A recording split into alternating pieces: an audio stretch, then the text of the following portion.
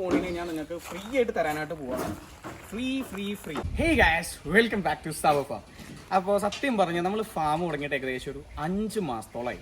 എല്ലാവരും എന്നോട് ചോദിക്കുന്നുണ്ട് SABAR ഫാം കാണിച്ചു. സത്യം പറഞ്ഞാൽ ഞാൻ ഈ ഒരാൾ മാത്രമാണ് ഈ ഫാം മാനേജ് ചെയ്യാനുള്ളത്.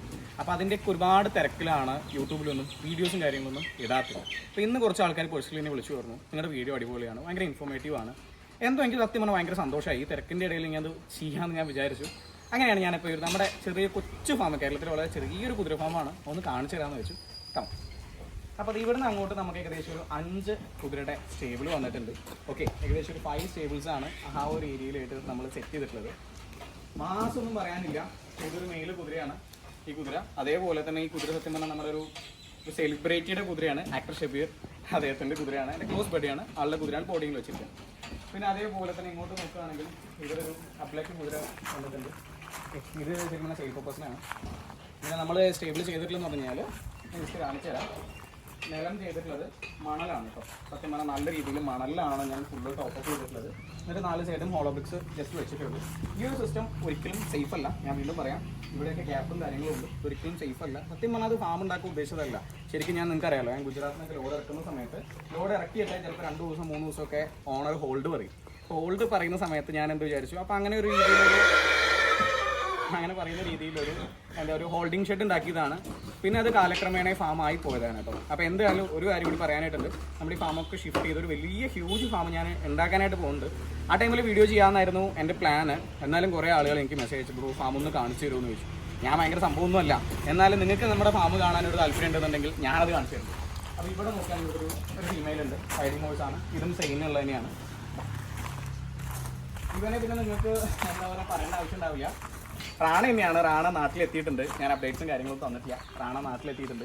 അതേപോലെ തന്നെ ബാബറിനെ ഞാൻ സെയിൽ ചെയ്തിട്ടുണ്ട്. ബാബറിനെ നമ്മൾ തന്നെയാണ് സെയിൽ ചെയ്തിട്ടുള്ളത്, അതും കേരളത്തിലുണ്ട്. അതിൻ്റെ വീഡിയോസും എന്തായാലും ഭാവിയിൽ വരും. പിന്നെ കുതിരയ്ക്ക് ഞാൻ ഫീഡ് വെക്കുന്നു പറഞ്ഞു കഴിഞ്ഞാൽ ഇങ്ങനെ സ്റ്റാൻഡ് ഉണ്ടാക്കിയിട്ട് നമ്മുടെ എന്താ പറയുക ഫീഡൊക്കെ ഒന്ന് തീർത്തു.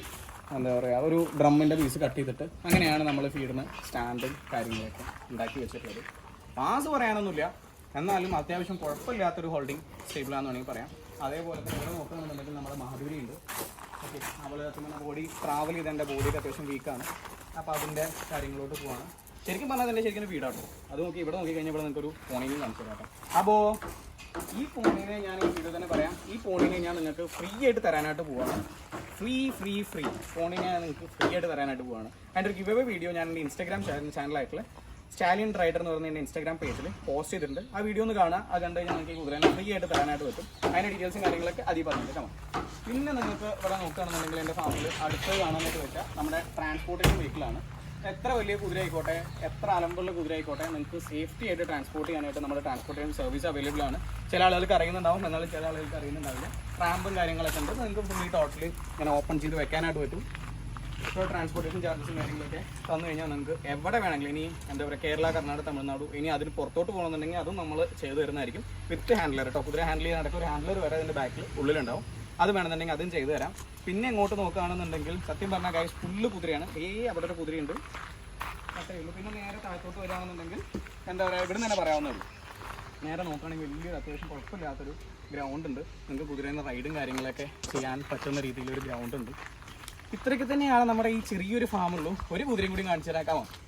ചെറിയൊരു കുതിരയും കൂടി ഉണ്ട്. എന്താ പറയുക പുതിയ കുതിരയാണ്. അത് നമ്മുടെ ആക്ടർ ഷബീർ ബ്രോയുടെ കുതിര തന്നെയാണ്. ഓക്കെ, അപ്പോൾ ഇത്രയും കുതിരകൾ ഇവിടെ നടന്നു നിൽക്കുന്നുണ്ട്. ശരിക്കും പറഞ്ഞാൽ എൻ്റെ വീടാട്ടോ. അപ്പോൾ ഞാൻ ശരിക്കും ഒരു ഹോൾഡിങ് എന്നുള്ള രീതിയിൽ ഇട്ടു. പിന്നെ അത് ഫാമിലോട്ട് പോയി. അതൊക്കെയാണ് സത്യം പറഞ്ഞാൽ അതിൻ്റെ ഒരു ബിഗ് സ്റ്റോറി.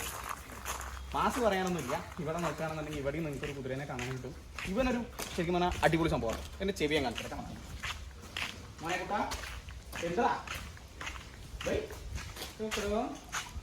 എൻ്റെ ചെവി ഉണ്ടോ? ഇവരുടെ ചെവിക്ക് കൊടുക്കുന്ന ലക്ഷങ്ങൾ സാധനം കണ്ടോ? പ്യോർ മാർവാടി ചെവിയാണ് കുട്ടി വന്നിട്ടുള്ളത്. ഏകദേശം ഒരു 4 വയസ്സ് മാത്രമാണ് ചെക്കന് പ്രായം വന്നിട്ടുള്ളൂ. എന്നാലും ഇവൻ്റെ ചെവി ആ ഒരു ഇയർ കൺഫർമേഷൻ നോക്കി ചെവിയാണ്, ഒന്നും പറയല്ല, അടിപൊളി കിടലും ചെവിയാണ് കുതിരയ്ക്ക് വന്നിട്ടുള്ളത്.